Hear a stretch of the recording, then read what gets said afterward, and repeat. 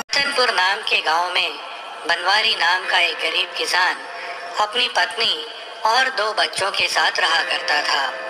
खेती के नाम पे उसके पास एक बहुत छोटा सा खेत था और वो उसी में खेती करके किसी तरह अपने परिवार का पेट पालता था।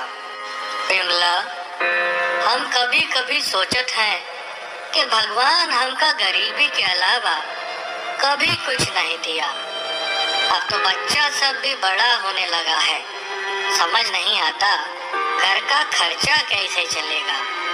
और फिर कोई न कोई मुसीबत भी लगी रहती है, कभी कोई बीमार पड़ गया, कभी कुछ तो कभी कुछ। ऐसा नहीं था कि बनवारी हुनरमंद नहीं था, उसे बहुत सुंदर मूर्तियां बनानी आती थी और अगर वो चाहता तो मूर्तियां बेच के अच्छे पैसे कमा सकता था। लेकिन बनवारी अपने जीवन में आती मुश्किलों में ही इतना उलझा हुआ था कि वो खेती के अलावा और कोई काम करने के बारे में सोच भी नहीं पाता था। कितनी बार सोचता हूँ कि मूर्तियाँ बनाकर बेचूं तो कुछ आमदनी ही बढ़ेगी, लेकिन इस घर की परेशानी खत्म हो तब ना कोई कुछ करे, ना ही मुसीबत खत्म होती है और ना ही हम कुछ और काम कर पाता हूँ। एक दिन की बात है, बनवारी हमेशा की तरह अपनी मुश्किलों के बारे में सोचता हुआ चला जा रहा था कि अचानक उसे सामने से एक साधु आता दिखाई दिया।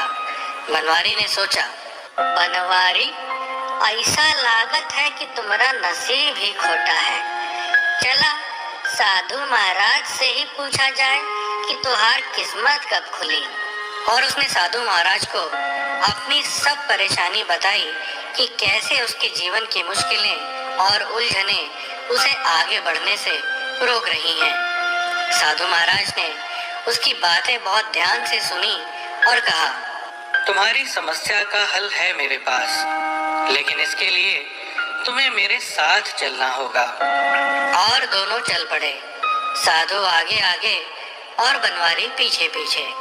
चलते चलते वो दोनों गांव से दूर पहले एक जंगल में पहुंचे और फिर जंगल के बीचों बीच एक नदी के किनारे पहुंचकर साधु ने बनवारी से कहा, तुम्हारी हर परेशानी का हल नदी के उस पार है और हमें वहीं चलना होगा।